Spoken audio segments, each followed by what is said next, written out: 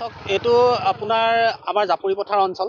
এই অঞ্চলৰ পৰা আপুনি এই পথটো আপোনাৰ জাপৰি পথাৰৰ পৰা মেথনি সংযোগী পথ। এইটো আপোনাৰ জাপৰি পথাৰৰ পৰা বৰজুৰি সংযোগী পথ। এই পথটোৰ ওপৰত থকা একমাত্ৰ দলংখনৰ কাৰণে আজি 50টা বছৰে ৰাইজে ইয়াত হাবাথুৰি খাবলগীয়া হৈছে। প্ৰত্যেকখন চৰকাৰ আহে আমাক এই দলংখন বনাই দিম বুলি তেওঁলোকে প্ৰতিশ্ৰুতি দিয়ে, কিন্তু নিৰ্বাচন যোৱাৰ পিছত তেওঁলোকৰ ইয়াত আপোনাৰ ছবিটো আপোনাৰ আৰু দেখিবলৈ পোৱা নাযায়।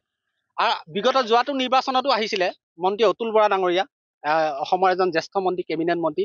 তেখেতো আমাৰ এই অঞ্চললৈ আহিছিলে, আহি পেলাই আমাৰ ৰাইজক প্ৰতিশ্ৰুতি দি থৈ গৈছিলে যে এই অঞ্চলত যেতিয়া আপোনালোকে মোক ভোটদান কৰক, মই যদি এই অঞ্চলৰ পৰা মানে এই সমষ্টিৰ পৰা যদি মই জয়ী হৈ যাওঁ, তেতিয়াহ'লে আপোনাক এই দলংখনৰ কাম মই জয়ী হোৱাৰ পিছতে আপোনালোকক কৰি দিম বুলি আপোনালোকক প্ৰতিশ্ৰুতি দিছো। সেই প্ৰতিশ্ৰুতিবিলাক আচলতে কলৈ গ'ল?